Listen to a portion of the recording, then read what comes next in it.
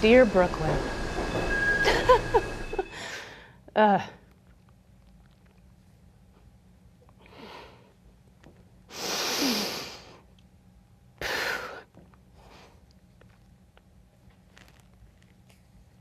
my last days in you wrap up, I find myself feeling more and more like I'm going through a breakup with a long-term boyfriend.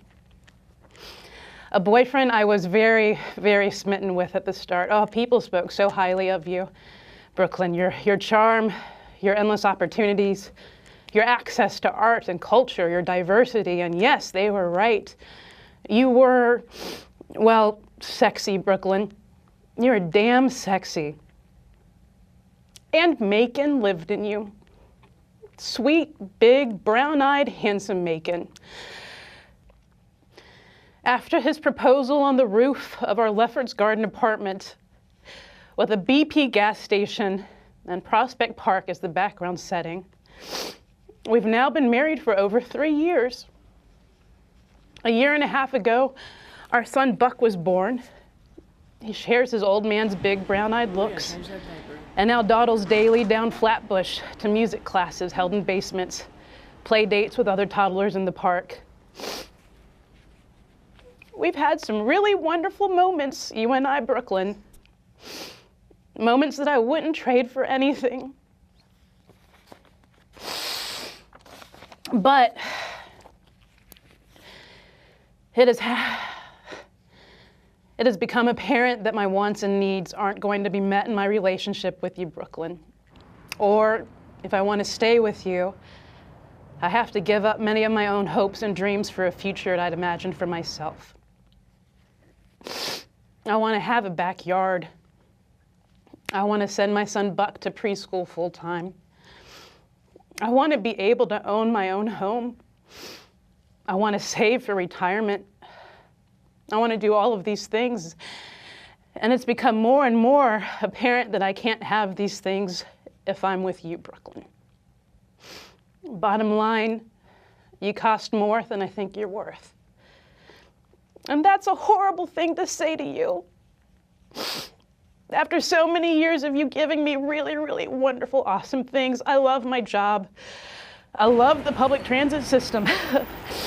I love the food, the $10 for 10-minute chair massages at nail salons on every block. Your architecture is beautiful. The sun setting over the Statue of Liberty as I cross the bridge on the Q train. Riding the Staten Island ferry on gray afternoons, back and forth.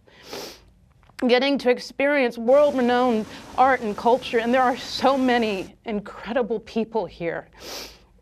And oh my goodness, yes, your pizza is the best. But Austin's barbecue is better.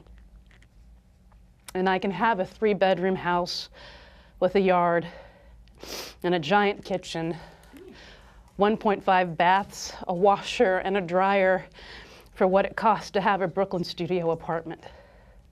Plus, there's a Montessori preschool less than 4 blocks away from my new Austin rental that doesn't require a waiting list, and it provides full-time care for 1/3 of the cost of what we currently pay for a babysitter to be with Buck part-time.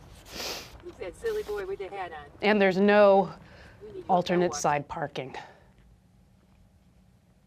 I am so sorry, Brooklyn. I love you. I do. But it's very hard living in you, and I don't think I've got it in me to keep it up. So I'm leaving you. I am so, so sorry. I wish I could box up all the people that have become cherished friends and bring them with me. But somehow some of them have figured out how to sustain in you. But I gotta be honest that some of them are starting to grumble about you too. Just want to give you that heads up. Thanks for the great times.